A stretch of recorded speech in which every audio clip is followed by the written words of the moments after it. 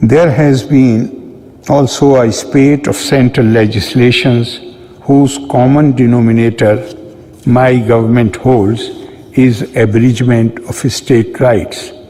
The latest in the series have been controversial labor code and agrarian laws. There has been an all India strike of the workers, which is one of the largest of its kind, against the new labor bills. These agrarian laws will undermine regulated markets, result in eventual demise of minimum support price, and tilt the balance of bargaining power definitively in favor of corporate middlemen. Kerala, being a consumer state, is also going to be adversely affected by the amendment of Essential Commodities Act 1955 and the resultant hoarding and profiteering. Agriculture and allied sectors, crops. The withdrawal of import duty and regional trade agreements have proved calamitous for our commercial crops, and their relative prices have continued to decline, creating severe income loss for the farming community. The central government has refused to give any additional support for our commercial crops, whose crisis is a direct outcome of the central government policies. The strong protest has compelled the central government not to join the regional comprehensive economic partnership for the time being. My government feels that Kerala has to be unitedly vigilant against any further regional trade agreements that undermine our agriculture, and also persuade the central government to provide at least a partial support to our rubber growers. Subhiksha Keralam campaign was launched by the Agriculture Department in association with 9 other departments to ensure food security to mitigate the COVID-19 crisis. It seeks to bring the fallow lands under food cultivation and achieve self-sufficiency in vegetables, egg and milk production, and enhance fish production. Block-level knowledge centers were started in 152 blocks to provide technical support to farmers under this campaign. The Subhiksha Keralam campaign will be converted into a scheme with separate budget provision to provide permanent support to the farming community. Jeevani, Our Farming, Our Health campaign was launched on January 1st, 2020. Jeevani Kerala Farm Fresh Fruits and Vegetables Base Price is a new scheme for procurement of 16 selected vegetables and fruits at a minimum base price, remunerative to farmers. This scheme is the first of its kind in the whole nation and will help protect farmers from price fluctuations. Vegetable cultivation has witnessed a quantum jump, with total area under cultivation reaching an all-time record with a total production of 15 lakh tons. Credit-linked projects taken up by youth and NRI returnees will be provided financial assistance bearing a portion of the project cost along with an interest subsidy component. Additional interest subvention is proposed under Agriculture Infrastructure Fund of Government of India.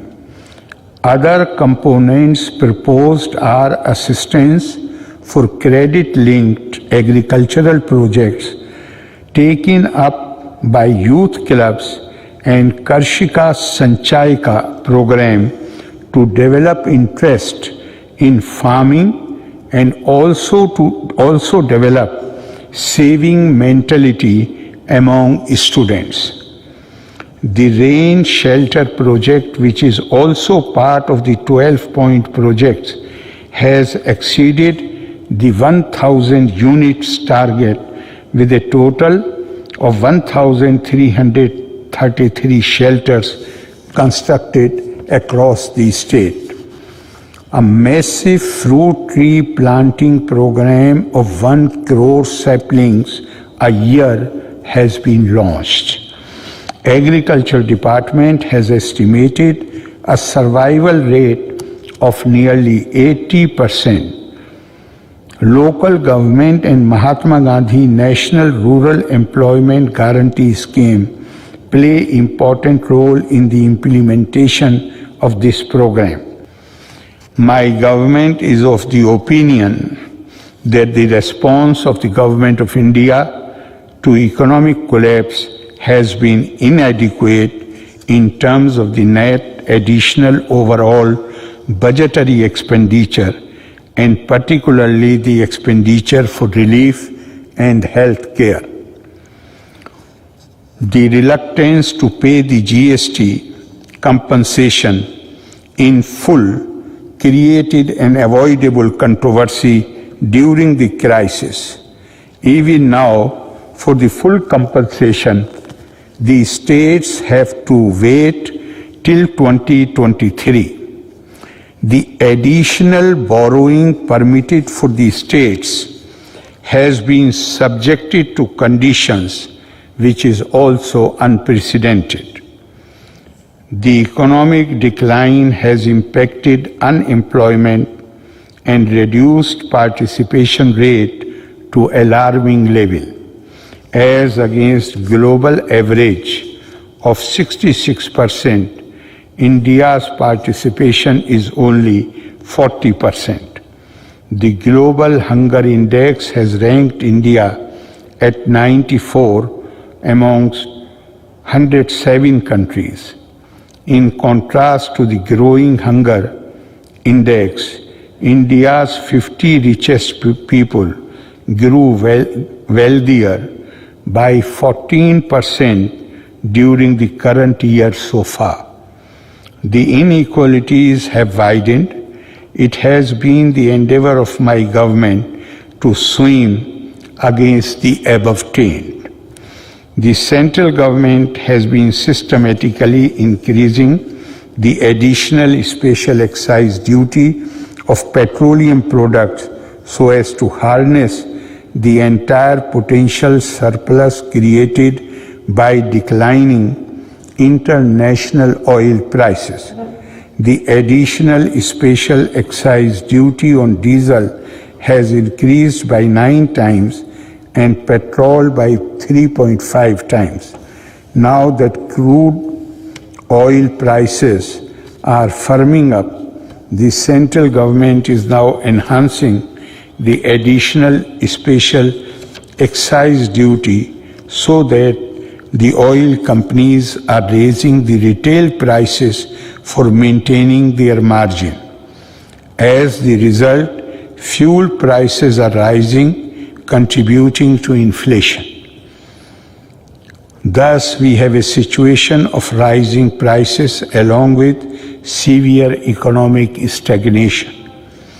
Another adverse impact to the state finances is that additional special excise duties, which are being continuously hiked, do not form part of the divisible pool of taxes shareable with the states as per the recommendations of the Finance Commission.